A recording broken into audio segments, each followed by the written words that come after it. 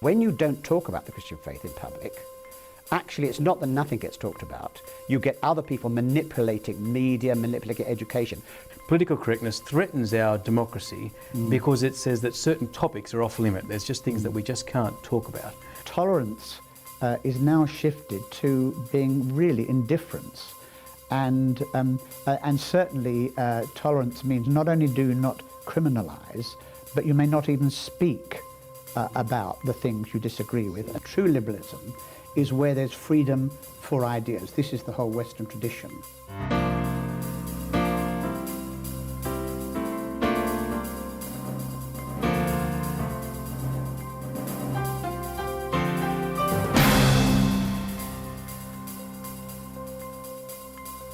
G'day and welcome to Clayton Today. I'm Rod Earnshaw, and in this series we're looking at a creeping totalitarianism. And our topic for this program is a truly open society. As our discussion continues today, we want to ask, what is the shape of a truly free and open society, and how should we deal with minority cultures within it? And to help answer these questions with me again today is David Holloway, the Vicar of Jesmond Parish Church in the UK. Good to have you with us, David. Thank you, Rod. Now, David, we've got to this point in the discussion where we want to start sort of building a positive picture, how we think society should be structured. And there's two options that you mentioned briefly the last time we talked, a naked public square and an open public square. And I wonder if you could start us off by just defining what those two things mean. Well, a public square, of course, is where you have things like the government, schools, any public expression of society's views and values. A naked public square has, as it were, the primary objective of not having any, as it were, overarching set of views or values, that each person should be able to determine the good life for themselves, and that's why we call it naked. So naked as in like a clean slate? Yeah, there's nothing there. Yeah. The open public square, though, does not have that as its primary goal, to have no overarching values. The primary goal there is that ideas should be open to challenge, and all ideas are welcome, but they are challenged by reasoned argument, not by intimidation. You're not to lie, you're not to impose beliefs. You can propose or oppose, but only by reasoned argument. And there's to be criticism, but you listen also to criticism. So open in the sense that we're open to hear different ideas, and also in the sense that we're open to criticism. But it's also compatible, though, with an overarching set of views and values. Indeed, as I personally would argue, it's only when you have the right overarching views and values can you have an open society. So open doesn't exclude the idea which of it does in the naked public idea. square. Great. I mean, these are jargon words that commentators and social scientists and journalists are using, but there's some value in them. So long as we know what they mean, they can be quite helpful, can't they? So now one of the things that's being pushed and promoted in society today is this idea of the naked public square. Why is that so attractive? What is it that's so good about that? Well, it seems at first glance very good that each person can determine the good life for themselves.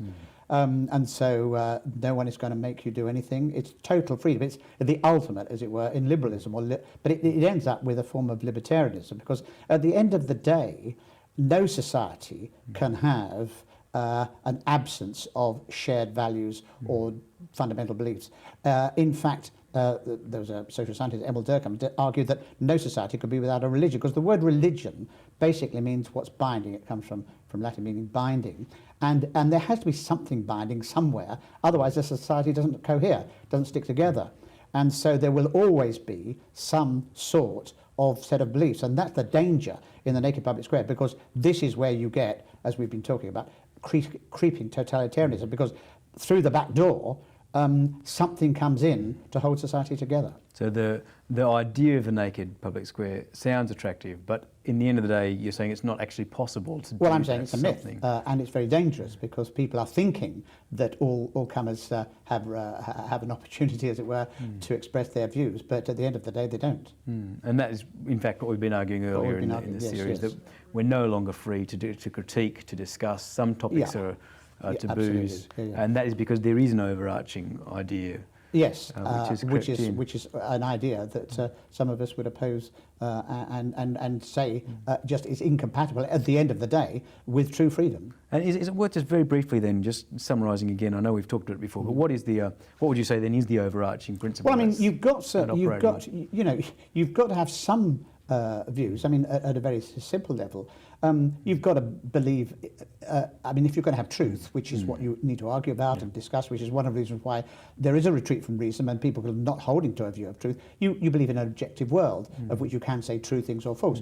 Then the important things come that there is such a thing as good and bad or right and wrong, because you're saying that good is an attribute of life and not, as it were, life itself or the success of an act.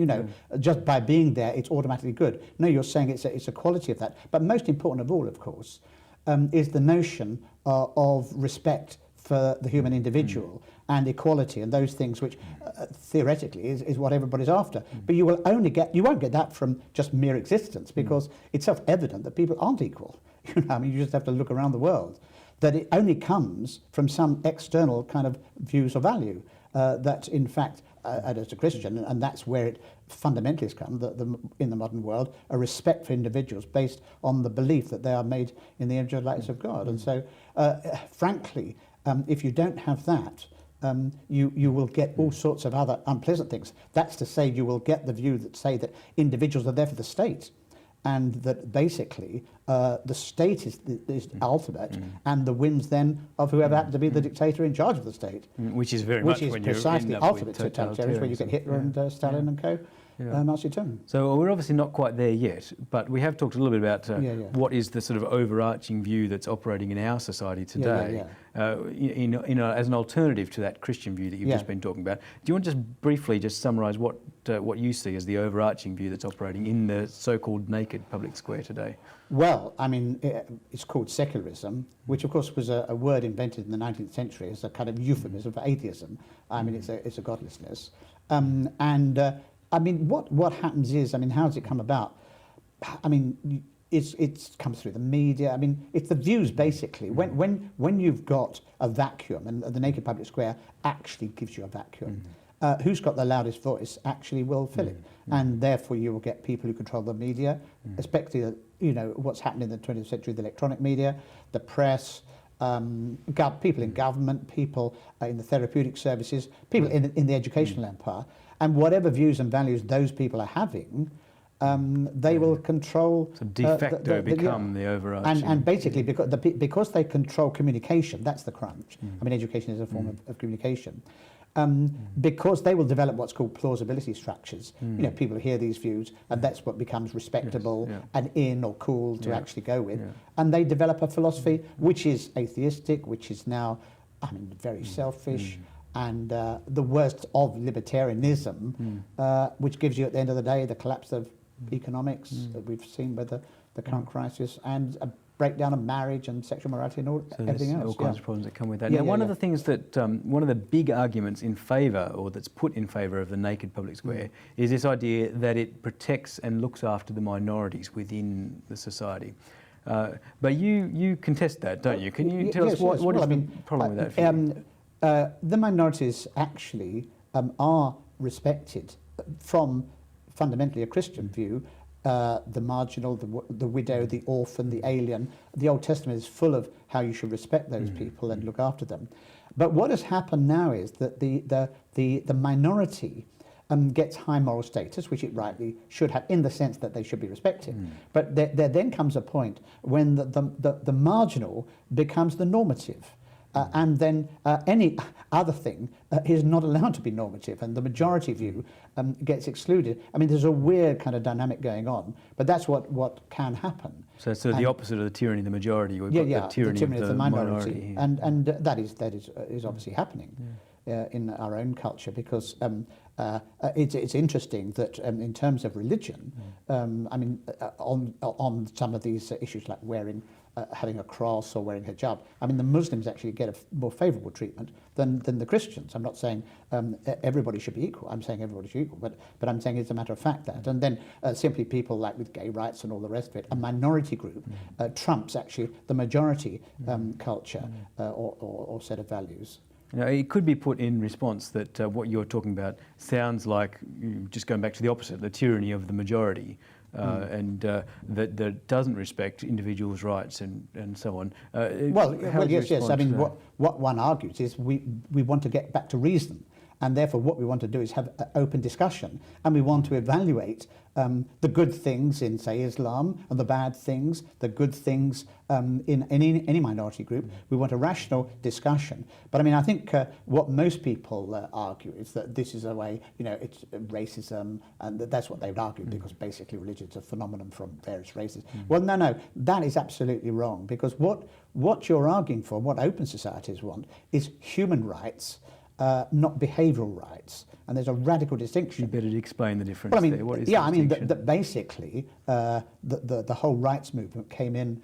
I mean, it started with in the 17th century, but and then it lost fashion. It came back in at the end of the Second World War after Hitler, because of the dreadful things that were going on, and everybody, whether they were believers, theists, Christians, whatever, said certain things were so evil, we must do something about it. And this is back to the Christian view, that there are certain things that are absolutely right and absolutely wrong. And you had the United Nations Codification of Human Rights. That was really to make sure that individual people should actually be respected. All these fundamentals, like you know, putting them in dreadful concentration camps and so forth, should never ever happen again. But there was a clause there still is a clause in the UN Declaration of Human Rights from 1948 about you have no right to transgress basic morality. And so it was never envisaged that behaviours were sacrosanct. And so you got the blacks with Martin Luther King wanting, as it were, to join the human family, not to sort of be a minority group excluding themselves from the human, with some bizarre sorts of behaviours. Okay, thanks, David. That's quite helpful. We do need to move on, and perhaps a bit more briefly, we might need to talk about the alternative to the naked public square. Then is an open public square. Yeah. Can you elaborate a little bit more on what it means to have this situation where ideas are open and where things are open to critique? How does that work, and what's good about that? Well, I mean, again, it depends on what is your overview of the society. I mean, I think what we've got to get back to, or rather away from, is a fundamental, this is at a philosophical level, a fundamental shift from a lecture that was given by a distinguished philosopher called, social scientist, whatever you want to call him, Isaiah Berlin, 1958. He had this notion of two sorts of liberty, liberty from and liberty for. I mean, it's common sense. Yeah. But he was arguing that you may not have liberty for. I mean, he was saying that's the way to totalitarianism. He was arguing against Stalin and the heyday of the Reagan put it, the evil empire, because he says once you propose the good life, therefore you're going to be imposing things on people. But of course, and that played well with the Cold War right through to 1989. But now people are realising you cannot just not say there's anything that's good, and we do have this discussion of what is the good life. And what tends to that, and you know, we cannot avoid that. And the open society does say, yes, we want that. And then when what we have in Britain, of course, is a Christian canopy, as we put it, under which you have this discussion, but certain things are taken for granted. And within that Christian canopy, there is this protection for individuals. Absolutely, because but open freedom to discuss. Yeah. Thanks, David. We're going to have to leave it there. Thank you very much for that, and thank you for watching. Next time, we'll finish our discussion and bring things right down to a practical level as we talk about the role that your church can play in keeping our society free and open. So we'll see you then. Goodbye.